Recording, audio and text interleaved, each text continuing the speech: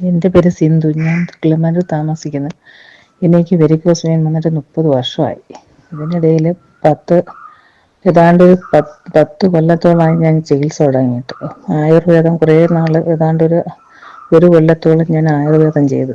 അത് ആയുർവേദം ചെയ്തുകൊണ്ടിരുന്നപ്പോഴത്തേക്ക് എനിക്ക് എൻ്റെ കാലിൽ ഇൻഫെക്ഷനായി. പിന്നെ ആൻറ്റിബയോട്ടിക് അതങ്ങനെ 6 മാസം, ഒരു കൊല്ലം, പിന്നെ 2 വർഷം ഇങ്ങനെ തികയുമ്പോഴത്തേക്കൊക്കെ ഒരു 18 ദിവസത്തെ മരുന്ന് ആൻറ്റിബയോട്ടിക് കഴിക്കണമായിരുന്നു. അങ്ങനെ കുറേ നാൾ, ഏതാണ്ട് 2-3 വർഷത്തോളം അങ്ങനെ കഴിച്ചു. അത് കഴിഞ്ഞ് പിന്നെ ഈ കാലിൽ കാണുന്ന വ്രണം അങ്ങായി. ചൊറിച്ചിലെന്ന് പറഞ്ഞാൽ ഭ്രാന്തെടുക്കുന്ന കണക്കുള്ള ചൊറിച്ചിലായിരുന്നു. ചൊറിഞ്ഞ് അവസാനം അത് അടന്ന് ആ ഒരു വ്രണം വന്നിട്ട് ഏതാണ്ട് 1.5 കൊല്ലം അത് ഉണങ്ങാതെ അതേ ഷേപ്പിൽ തന്നെ അങ്ങനെ ഇരുന്നു. ഒരു വിധത്തിൽ അത് ഉണങ്ങി വരില്ല. ചൊറിച്ചിലെന്ന് പറഞ്ഞാൽ എങ്ങനെ ചൊറിഞ്ഞാലും മതിയാവില്ല. അവസാനം ചൊറിഞ്ഞ് കാലം മൊത്തവും അടർന്ന് അത് ഒരുമാതിരി നീരും വെള്ളമൊക്കെ ഒലിച്ച് അങ്ങനെ ഇരിക്കുമ്പോഴാണ് ഞാൻ ന്യൂട്രാസ്യൂട്ടിക്കിനെ കുറിച്ച് കേൾക്കുന്നത്.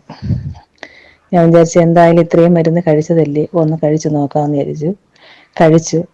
അത് 6 മാസം എനിക്ക് മുടങ്ങാതെ കഴിക്കാനും അതിനിടയ്ക്ക് പറ്റിയില്ല. കാരണം 1-2 വന്നത് കാരണം എനിക്കതും പറ്റിയില്ല. എങ്കിലും ഞാൻ 6 മാസത്തോളം വിട്ടാണ് ഞാൻ 6 മാസത്തെ മരുന്ന് ഞാൻ കഴിച്ചത്. അപ്പോഴത്തേക്ക് എൻ്റെ കാലിൻ്റെ ഇപ്പോഴത്തെ എൻ്റെ അവസ്ഥ ഇങ്ങനെയാണ്. ചൊറിച്ചിലില്ല, ആ മുറിവ് ഉണങ്ങി കിട്ടി. ഇനി ഇത് ക്ലിയർ ആവണം. പിന്നെ അതിനകത്ത് ഞരമ്പ് പിടച്ചിട്ട് അതിനകത്ത് കല്ല് മാതിരിയുള്ള പുഴുങ്കുരു പോലെ കട്ടയായിട്ട് കിടന്നതാണ്. അതും ഏകദേശം അലിഞ്ഞ് അതിൻ്റെ വലിപ്പങ്ങളെല്ലാം കുറഞ്ഞിട്ടുണ്ട്. ഇപ്പം നല്ല ആശ്വാസം. പ്രധാനമായിട്ടും ചൊറിച്ചിലില്ല, ആ മുറിവ് ഉണങ്ങിക്കിട്ടി. അതാണ് ഏറ്റവും വലിയ ആശ്വാസം എനിക്ക് കിട്ടിയിട്ടുള്ളത്.